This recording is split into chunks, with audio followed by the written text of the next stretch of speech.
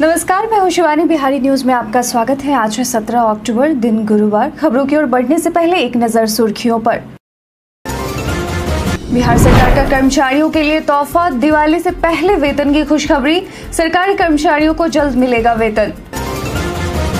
राजस्व विभाग में अधिकारियों की तैनाती, लंबित मामलों को शून्य करने की योजना, ऑनलाइन सेवाओं में सुधार की कोशिश। बिजली बिल में अचानक वृद्धि की समस्या, एक्सेस डिमांड चार्ज का उपभोक्ताओं पर असर, नए उपभोक्ताओं को मिल रही छूट। पंकज त्रिपाठी का रेडियो सफर, धुन बदल के तो देखो शो को करेंगे होस्ट, ऑडियो फॉर्मेट में कहेंगे कहानी। सचिव की बैठक में योजनाओं की समीक्षा, वक्फ संपत्तियों का निबंधन किया गया अनिवार्य, अल्पसंख्यक छात्रावासों को अनुदान। बिहार में मौसम में आया बदलाव, गुलाबी ठंड का हो गया एहसास। 17 अक्टूबर को बिहार में शुष्क रहेगा मौसम। क्रिकेट की दुनिया में नए सितारे, आईसीसी हॉल ऑफ फेम में 3 दिग्गज। महिला क्रिकेट में नीतू डेविड का योगदान। अब चलिए बढ़ते हैं बिहार की 25 बड़ी खबरों की ओर विस्तार से।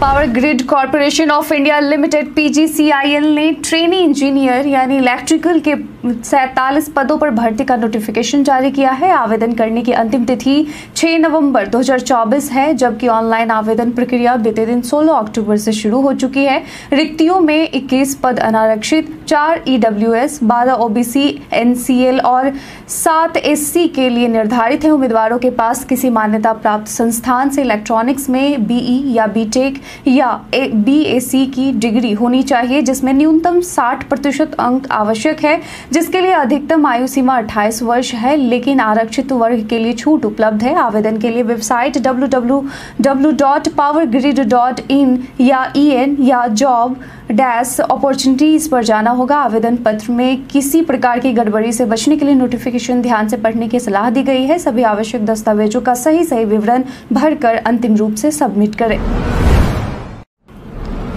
बिहार सरकार ने सरकारी कर्मचारियों के लिए एक खुशखबरी दी है। सरकारी कर्मचारियों को अक्टूबर महीने का वेतन धनतेरस और दिवाली से पहले मिलने की तैयारी की जा रही है। इस बार दिवाली 31 अक्टूबर को है और सरकार एक सप्ताह पहले ही वेतन जारी का निर्णय ले रही है। सामान्यतः बिहार सरकार 30 तारीख को वेतन भुगतान करती है, लेकिन इस बार त्योहारों को देखते हुए इसे पहले करने का प्रयास किया जा रहा है। वित्त विभाग के अधिकारियों के अनुसार यह निर्णय त्योहारों के दौरान कर्मचारियों की खुशियों को बनाए रखने के लिए लिया गया है। बिहार में लगभग 8 लाख सरकारी कर्मचारी हैं, जिनमें से 6 लाख अस्थायी हैं। हालांकि बोनस का कोई प्रावधान नहीं है, लेकिन जल्दी वेतन मिलने से कर्मचारियों के त्योहार मनाने का उत्साह बढ़ जाएगा। सरकार जल्द ही इस संबंध में आदेश जारी कर सकती है।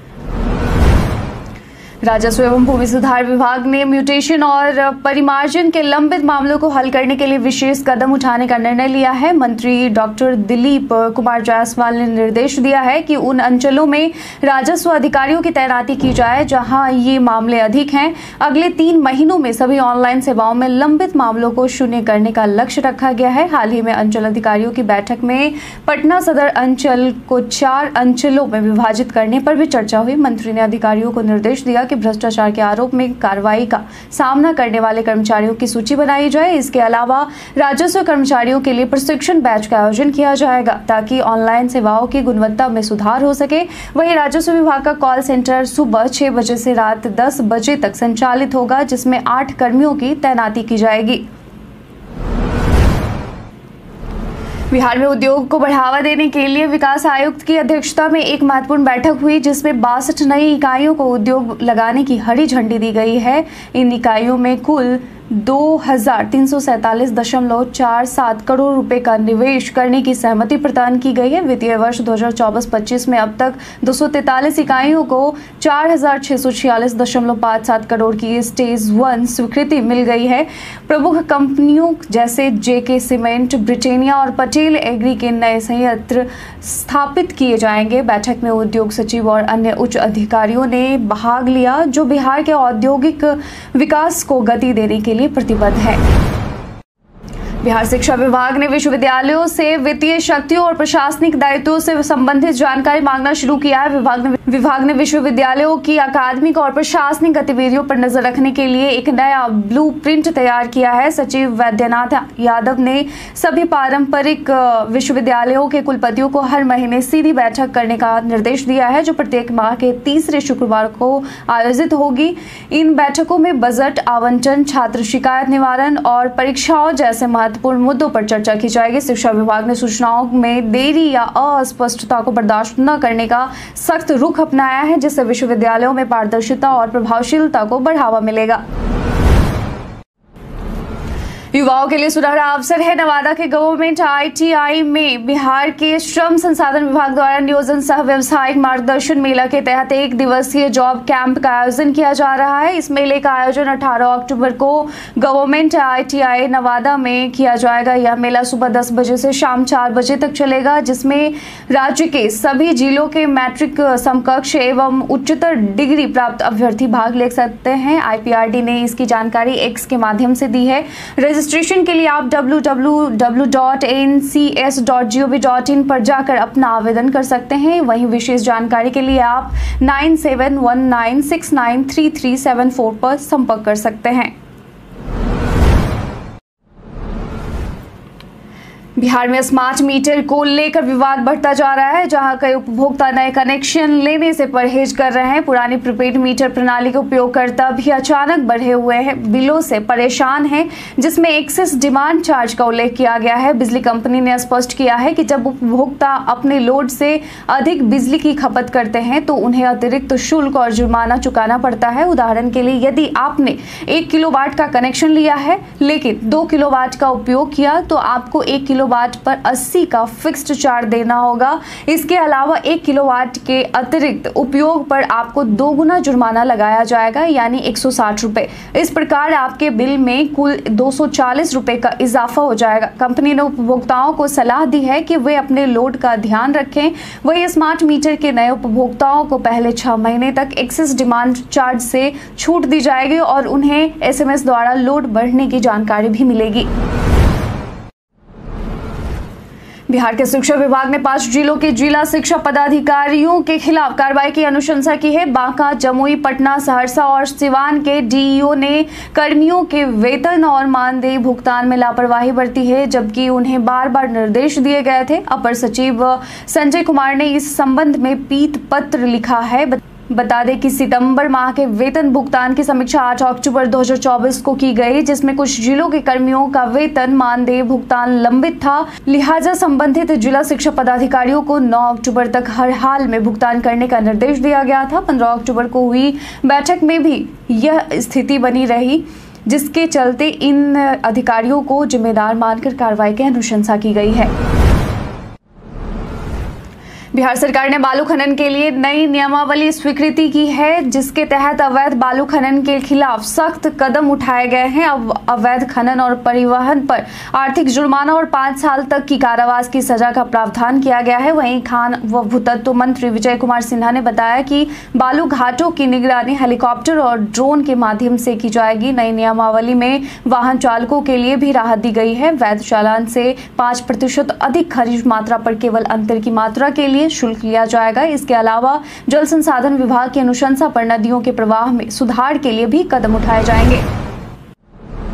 बिहार का वाल्मीकि टाइगर रिजर्व 21 अक्टूबर से नए पर्यटन सत्र के लिए तैयार है। प्रशासन ने सभी आवश्यक तैयारियां पूरी कर ली हैं ताकि देशी विदेशी पर्यटक जंगल सफारी का आनंद ले सकें और वन्य जीवों को देख सकें। इस वर्ष 2 और 3 दिवसीय टूर पैकेज की पेशकश की गई है, जिसमें ठहरने, भोजन और पर्यटन केंद्रों की यात्रा शामिल है। उदाहरण के लिए पटना वाल्मीकि नगर के लिए 2 दिवसीय पैकेज, मुजफ्फरपुर के रास्ते 13 व्यक्तियों के लिए प्रति व्यक्ति 3500 रुपए, 16 व्यक्तियों के लिए प्रति व्यक्ति 3900 रुपए, 6 व्यक्तियों के लिए प्रति व्यक्ति 4500 रुपए निर्धारित है। वहीं पटना वाल्मीकि नगर के लिए 2 दिवसीय पैकेज वैशाली के रास्ते क्रमशः प्रति व्यक्ति 4800 रुपए, 5100 और 5500 रुपए है। पटना मंगुराहा 2 दिवसीय टूर पैकेज 6 व्यक्ति 13 और 16 व्यक्तियों के लिए प्रति व्यक्ति क्रमशः 4100, 3200 और 3500 रुपए हैं। पिछले 5 वर्षों में पर्यटकों की संख्या में उल्लेखनीय वृद्धि हुई है। 2023-24 में शुल्क सहित 1,67,521 और निःशुल्क 1,54,550 पर्यटक पहुंचे। वन संरक्षक डॉक्टर नेशामणि ने सभी कर्मचारियों को निर्देश दिया है कि वे पर्यटकों को किसी भी प्रकार की परेशानी न होने दें। वीटीआर की बढ़ती लोकप्रियता इसे एक प्रमुख पर्यटक स्थल बना रही है। अभिनेता पंकज त्रिपाठी, जो मिर्जापुर, गैंग्स ऑफ वासेपुर और मसान जैसी फिल्मों के लिए मशहूर हैं, अब रेडियो होस्ट बनने जा रहे हैं। वे बिग एफएम के शो धुन बदल के तो देखो सीजन 3 में पहली बार इस भूमिका में नजर आएंगे। पंकज त्रिपाठी ने अपने उत्साह व्यक्त करते हुए कहा कि यह शो महत्वपूर्ण विषयों पर विभिन्न दृष्टिकोण प्रस्तुत करता है और वे ऑडियो फॉर्मेट में कहानी कहने की शक्ति को तलाशने के लिए उत्सुक हैं। पिछले 2 सीजनों में विद्या बालन और सदगुरु जैसे मेहमान होस्ट रह चुके हैं। पंकज त्रिपाठी हिंदी सिनेमा के प्रमुख अभिनेताओं में से एक हैं, जिन्हें 2 राष्ट्रीय फिल्म पुरस्कार भी मिल चुके हैं। YouTube ने अपने शॉर्ट्स फीचर में बीते दिनों महत्वपूर्ण अपडेट की घोषणा की है। अब क्रिएटर्स को 3 मिनट तक की वीडियो अपलोड करने की अनुमति मिलेगी, जिससे वे अधिक रचनात्मकता दिखा सकेंगे। ये वीडियो वर्टिकल या स्क्वायर एस्पेक्ट्स रेशियो में होंगी और शॉर्ट्स रेवेन्यू शेयरिंग मॉडल के लिए योग्य होंगी। हालांकि क्रिएटर्स को शॉर्ट्स कैमरा का उपयोग करके 3 मिनट की वीडियो बनाने की अनुमति नहीं होगी। उन्हें YouTube स्टूडियो के माध्यम से अपलोड करना होगा। इसके अलावा कॉपीराइटेड सामग्री वाले शॉर्ट्स को ब्लॉक कर दिया जाएगा, जिससे मुद्रीकरण के लिए अयोग्य होंगे। यह नया फीचर क्रिएटर्स के लिए कमाई के नए अवसर खोलेगा।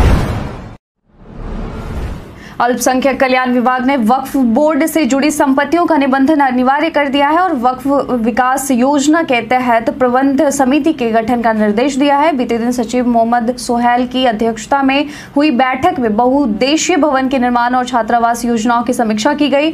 छात्रावासों में रहने वाले छात्रों को प्रतिमाह 1,000 रुपये अनुदान और 15 किलोग्राम खाद्यान्न का भुगतान सुनिश्चित किया जाएगा। सचिव ने उन जिलों में भूमि उपलब्ध कराने का प्रस्ताव भेजने के लिए कहा जहां छात्रावास के लिए भूमि नहीं है। वहीं पंचायती राज विभाग ने मुख्यमंत्री ग्रामीण सोलर स्ट्रीट लाइट योजना की धीमी रफ्तार पर संबंधित एजेंसियों को फटकार लगाई और कार्रवाई करने का निर्देश दिया। उत्तर बिहार में इस योजना की प्रगति की समीक्षा की गई, जहां कई जिलों में काम धीमा है।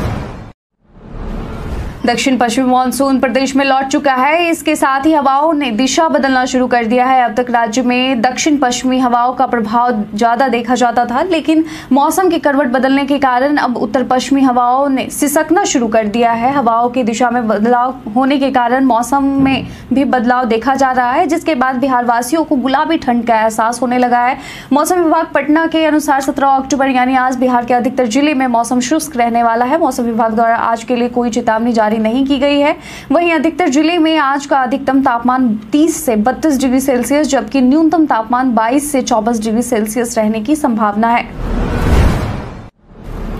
सारण जिले में मीडिया रिपोर्ट्स के मुताबिक खबर लिखे जाने तक जहरीली शराब से मौतों की संख्या बढ़कर 3 हो गई थी, जबकि प्रशासन ने 2 मौतों की पुष्टि की है। मशरक में इस घटना के बाद 3 अन्य लोग अस्पताल में भर्ती हैं, जहां कुल 6 मरीजों का इलाज चल रहा है। इसके बाद सिवान में पुलिस ने कार्रवाई करते हुए भगवानपुर थाना प्रभारी और 2 चौकीदारों को निलंबित कर दिया है। सिवान के डीए मुकुल कुमार गुप्ता ने बताया कि सदर अस्पताल में एक मेडिकल टीम का गठन किया गया है और बसंतपुर सीएचसी को तैयार रखा गया है। उन्होंने 4 मौतों की पुष्टि की और कहा कि पटना से मद्य निषेध विभाग की टीम जांच के लिए पहुंची है। कुछ संदिग्धों को चिन्हित किया गया है, जिन पर कार्रवाई की जाएगी।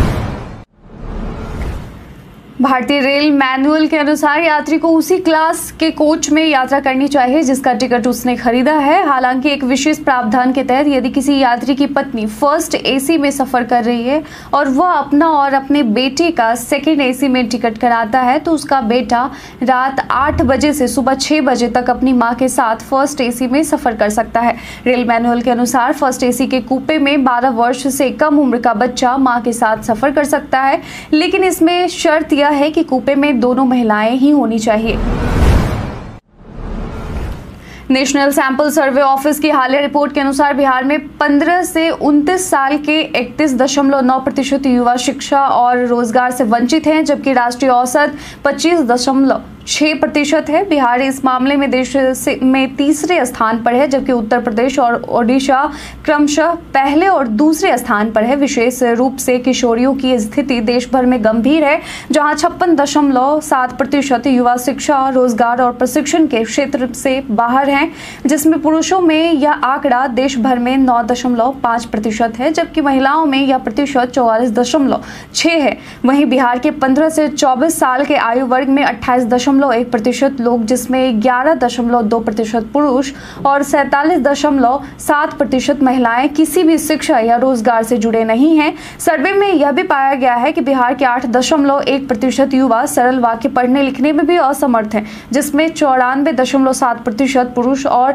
11.3% महिला शामिल है। यह सर्वे साल 2022-23 में किया गया है। शिक्षा के स्तर को सुधारने के लिए बिहार को अभी लंबा रास्ता तय करना है। नवादा के वारसलीगंज में पुलिस ने साइबर क्राइम के खिलाफ बड़ी कार्रवाई करते हुए 15 अपराधियों को गिरफ्तार किया है। एसपी कार्यालय में साइबर डीएसपी प्रिया ज्योति ने बताया कि इन युवकों ने विभिन्न कंपनियों के नाम पर लोगों से ठगी की। आरोपियों ने दीपावली के मौके पर विशेष ऑफर्स का झांसा देकर आम लोगों को ठगा। पुलिस ने उनके पास से 13 मोबाइल और 56 पन्नों का डेटा शीट बरामद किया, जिसमें ठगी का शिकार हुए ग्राहकों के नाम और विवरण थे। ये लोग ठगी करने के बाद नामों के आगे टिक मार्क लगाते थे, जिससे उनके साथियों को अगले शिकार की जानकारी मिल जाती थी। मास्टरमाइंड अभी फरार हैं, जिनकी गिरफ्तारी जल्द ही होगी। बिहार के शिक्षा मंत्री सुनील कुमार ने अनुकंपा नियुक्तियों का इंतजार कर रहे लोगों को खुशखबरी दी है। उन्होंने बताया कि 6430 अनुकंपा पदों पर नियुक्तियों का रास्ता साफ हो गया है और ये जल्द ही पूरी की जाएंगी। वित्त रहित अनुदान के संबंध में उन्होंने कहा कि जो योग्य हैं उन्हें अगले सप्ताह अनुदान मिल जाएगा। गेस्ट टीचर के मामले में कोई अंतिम निर्णय नहीं लिया गया है, लेकिन शिक्षकों की मांगों पर विचार किया जाएगा। शारीरिक शिक्षक और स्वास्थ्य अनुदेशकों की नियुक्तियों पर भी चर्चा की गई और शिक्षा विभाग में कई नौकरियां दी गई हैं, जिनमें बीपीएससी और अनुकंपा के माध्यम से नियुक्तियां शामिल हैं। बिहार विधानसभा की 4 सीटों पर होने वाले उपचुनाव के लिए एनडीए में सीट बंटवारा हो गया है। भाजपा प्रदेश अध्यक्ष दिलीप जायसवाल ने बताया कि रामगढ़ और तरारी सीटों पर भाजपा के उम्मीदवार होंगे, जबकि बेलागंज में जदयू और इमामगंज में हिंदुस्तानी अवाम मोर्चा के उम्मीदवार चुनाव लड़ेंगे। दिलीप जायसवाल ने तेजस्वी यादव की विदेश यात्रा का भी जिक्र किया, यह कहकर कि जब बिहार की जनता बाढ़ से जूझ रही थी तब तेजस्वी यादव छुट्टी मना रहे थे। उन्होंने शराबबंदी के मुद्दे पर भी कहा कि कुछ घटनाओं के आधार पर इसे फेल कहना गलत है और नीतीश कुमार का शराबबंदी का फैसला सही है। सभी पार्टियों की मीटिंग में उम्मीदवारों का चयन होगा। बिहार के नेता प्रतिपक्ष तेजस्वी यादव ने अपनी कार्यकर्ता संवाद यात्रा के दूसरे चरण की शुरुआत बांका से की। इस दौरान उन्होंने सीएम नीतीश कुमार और एनडीए सरकार पर तीखा हमला बोला, विशेषकर स्मार्ट मीटर को लेकर। तेजस्वी यादव ने कहा कि स्मार्ट मीटर स्मार्ट चीटर है, जिससे बिहार में बिजली की कीमतें सबसे अधिक हैं। उन्होंने कानून व्यवस्था पर भी चिंता व्यक्त की, यह कहकर कि हत्या, लूट और अन्य अपराध बढ़ रहे हैं, लेकिन पीड़ितों को न्याय नहीं मिल रहा है। उन्होंने नीतीश कुमार पर आरोप लगाया कि वे अब बिहार नहीं चला सकते। तेजस्वी यादव ने केंद्र सरकार पर भी हमला किया और यह आरोप लगाया कि वे नफरत फैला रहे हैं और आरक्षण के खिलाफ हैं। इंग्लैंड के पूर्व कप्तान एलिस्टर कुक, साउथ अफ्रीका के एबी डिविलियर्स और भारतीय महिला क्रिकेटर नीतू डेविड को बीते दिन 16 अक्टूबर को आईसीसी हॉल ऑफ फेम में शामिल किया गया। कुक 113वें, डेविड 114वें और डिविलियर्स 115वें खिलाड़ी बने। कुक ने 250 से अधिक मैच खेले और 2018 में इंग्लैंड के सबसे ज्यादा टेस्ट रन बनाने वाले खिलाड़ी के रूप में संन्यास लिया। नीतू डेविड, जो ओडीआई में 100 विकेट लेने वाली पहली भारतीय महिला क्रिकेटर हैं, उन्होंने 2005 में आईसीसी महिला वर्ल्ड कप में शीर्ष विकेट लेने वाली बनी। एबी डिविलियर्स ने 14 साल के करियर में 20,000 से अधिक अंतर्राष्ट्रीय रन बनाए और कई रिकॉर्ड बनाए। कई कारणों से दर्ज है भारत के इतिहास में आज की तारीख। 1870 में कलकत्ता बंदरगाह को एक संवैधानिक निकाय प्रबंधन के तहत लाया गया। 1979 में मदर टेरेसा को शांति के लिए नोबेल पुरस्कार प्रदान किया गया। 1892 में आर.के. शनमुखम चेट्टी, राजनीतिक एवं स्वतंत्र भारत के पहले वित्त मंत्री, का जन्म हुआ था। 1923 में शिवानी, सुप्रसिद्ध उपन्यासकार, का जन्म हुआ था। 1929 में चंद्रशेखर रथ, ओडिशा के सुप्रसिद्ध कथाकार व साहित्यकार, का जन्म हुआ था। 1955 में अस्मिता पाटिल हिंदी फिल्मों की प्रसिद्ध भारतीय अभिनेत्री का जन्म हुआ था। 1970 में अनिल कुंबले भारतीय क्रिकेट खिलाड़ी और 1973 में भगवंत मान भारतीय राज्य पंजाब के वर्तमान मुख्यमंत्री का जन्म हुआ था। वहीं आज ही के दिन 2018 में अरुण भादुड़ी प्रसिद्ध भारतीय शास्त्रीय गायक। आज के ही दिन 17 अक्टूबर को अंतर्राष्ट्रीय निर्धनता उन्मूलन दिवस, राष्ट्रीय विधिक सहायता दिवस, विश्व आघात दिवस के तौर पर मनाया जाता है। केंद्र सरकार ने केंद्रीय कर्मचारियों के महंगाई भत्ते यानी डीए में 3% की वृद्धि की घोषणा की है, जिसके बाद यह 53% हो गया है। इस बढ़ोतरी का लाभ 1 जुलाई 2024 से मिलेगा और इससे कर्मचारियों की सैलरी में बढ़ोतरी होगी। पहले कर्मचारियों को 50% डीए मिल रहा था, जिसे इसी साल मार्च में 4% बढ़ाकर 46% से 50% किया गया था। अब उदाहरण के लिए यदि किसी कर्मचारी की बेसिक सैलरी 55,200 रुपए है तो उनका डीए 27,600 रुपए से बढ़कर 29,256 रुपए हो जाएगा, जिससे सैलरी में 1,656 रुपए का इजाफा होगा। इसके अलावा कर्मचारियों को 3 महीने का एरियर भी मिलेगा। इसके तहत कर्मचारियों को मिलने वाली अक्टूबर की सैलरी में जुलाई, अगस्त और सितंबर महीने का एरियर भी जुड़कर आएगी, जिससे दिवाली पर उन्हें एक बड़ी रकम मिलेगी। Indira Gandhi national open university IGNOU ने जुलाई सत्र के लिए एडमिशन की रजिस्ट्रेशन की अंतिम तारीख 31 अक्टूबर 2024 तक बढ़ा दी है। इच्छुक उम्मीदवार इग्नू की आधिकारिक वेबसाइट ignu.ac.in पर जाकर आवेदन कर सकते हैं। आवेदन प्रक्रिया में पहले नई रजिस्ट्रेशन लिंक पर क्लिक करना होगा, फिर मोबाइल नंबर और ईमेल आईडी दर्ज करके रजिस्टर करना होगा। इसके बाद उम्मीदवार को एप्लीकेशन फॉर्म भरना, अपने पसंद के कोर्स का चयन करना और फीस का भुगतान करना होगा। आवश्यक दस्तावेजों में स्कैन की हुई पासपोर्ट साइज फोटो, हस्ताक्षर, शैक्षणिक योग्यता के प्रमाण पत्र और अन्य संबंधित दस्तावेज शामिल हैं। उम्मीदवारों को ध्यान देना चाहिए कि फोटो और हस्ताक्षर का साइज 100 KB से अधिक नहीं होना चाहिए, जबकि अन्य दस्तावेज 200 KB से ज्यादा नहीं होना चाहिए। सभी जानकारी को ध्यान से पढ़ने की सलाह दी गई है। हम प्रतिदिन आपसे 5 ऐसे जरूरी सवाल और उसके जवाब बताएंगे जो कि बीपीएससी, बिहार पुलिस, दारोगा समेत एसएससी जैसे अन्य प्रतियोगी परीक्षाओं में काम आएंगे। सवाल इतिहास, बिहार स्पेशल, विज्ञान, करंट अफेयर्स और भूगोल से रहेंगे। पूछे गए 5 सवालों में आपने कितना सही उत्तर दिया यह हमें कमेंट करके जरूर बताएं। तो आज का पहला सवाल है, हाल ही में ITU विश्व दूरसंचार मानकीकरण असेंबली 2024 का उद्घाटन किसने किया? Option A Narendra Modi, option B Amit Shah, option C Eknath Shinde, option D Chirag Paswan. इसका सही उत्तर है ऑप्शन ए नरेंद्र मोदी। दूसरा सवाल है, हाल ही में बंधन बैंक के MD और CEO के रूप में किसे नियुक्त किया गया? Option A Abhishek Ranjan, option B Ramesh Kumar Garg, option C Parth Pratim Sengupta, option D Rekha Mehta. इसका सही उत्तर है ऑप्शन सी पार्थ प्रतिम सेनगुप्ता। तीसरा सवाल है, हाल ही में जम्मू कश्मीर के नए मुख्यमंत्री के रूप में किसने शपथ ली? Option A Farooq Abdullah, option B Omar Abdullah, option C Mehbooba Mufti, option D इनमें से कोई नहीं। इसका सही जवाब है ऑप्शन बी अमर अब्दुल्ला। चौथा सवाल है, बिहार में किसान दिवस कब मनाया गया? ऑप्शन ए 10 अगस्त 1937, ऑप्शन बी 14 नवंबर 1931, ऑप्शन सी 10 दिसंबर 1937, ऑप्शन डी 17 अक्टूबर 1937। इसका सही उत्तर है ऑप्शन डी 17 अक्टूबर 1937। आज का 5वां सवाल है, पटना में नमक सत्याग्रह कब हुआ? ऑप्शन ए 7 अप्रैल 1930, ऑप्शन बी 8 अप्रैल 1930, ऑप्शन सी 19 अप्रैल 1930, ऑप्शन डी 16 अप्रैल 1930। इसका सही उत्तर है ऑप्शन डी 16 अप्रैल 1930।